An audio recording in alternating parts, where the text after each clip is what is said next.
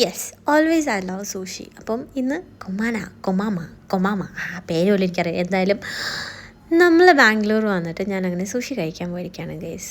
വേറെ എവിടെയല്ല, ബ്രിഗേഡ് റോഡിലുള്ള ടീ കാത്തലോണിൻ്റെ നേരെ ഓപ്പോസിറ്റാണ് ഈ ഷോപ്പ് വരുന്നത്. ഇവിടെ എനിക്ക് ഏറ്റവും ഫേവറേറ്റ് ആയിട്ട് തോന്നിയത്, അല്ലെങ്കിൽ എൻ്റെ ലൈഫിൽ കാണണമെന്ന് ആഗ്രഹിച്ചൊരു സാധനം ഞാനിവിടെ കണ്ടു കേട്ടോ.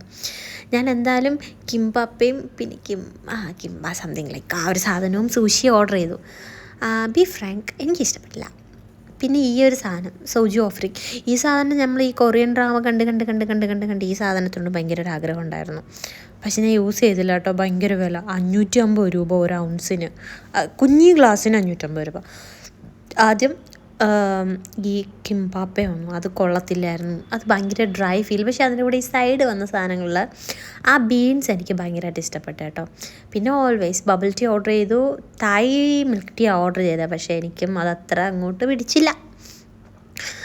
കാണാനൊക്കെ നല്ല ഭംഗിയുണ്ടെങ്കിലും അങ്ങോട്ട് അത്രയ്ക്ക് എനിക്ക് അങ്ങോട്ടായില്ല. എന്നാലും വന്ന രീതിക്ക് ഞാൻ 1-2 പീസൊക്കെ ട്രൈ ചെയ്തു. പിന്നെ തായ് മിൽക്ക് ടീ ഫുള്ള് കുടിച്ചാട്ടോ. വലിയൊരു സുഖം തോന്നിയില്ലെങ്കിലും ഇങ്ങനെ കാര്യം അടുത്ത ഡിഷ് വരുന്നവരെ കുടിക്കണമല്ലോ. 250 ആണ് കേട്ടോ സോജു ഷോട്ട്സും.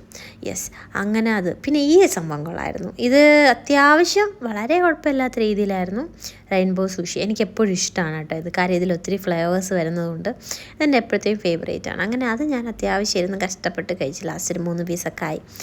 പിന്നെ അതിൽ ഈ ഒരു അതിൻ്റെ സൈഡിൽ വെച്ചിരുന്ന സോസും എനിക്ക് ഭയങ്കരമായിട്ട് ഇഷ്ടപ്പെട്ടു. ഞാനതാണെങ്കിൽ വഴിച്ച് നക്കി എന്ന് വേണമെങ്കിൽ പറയാം.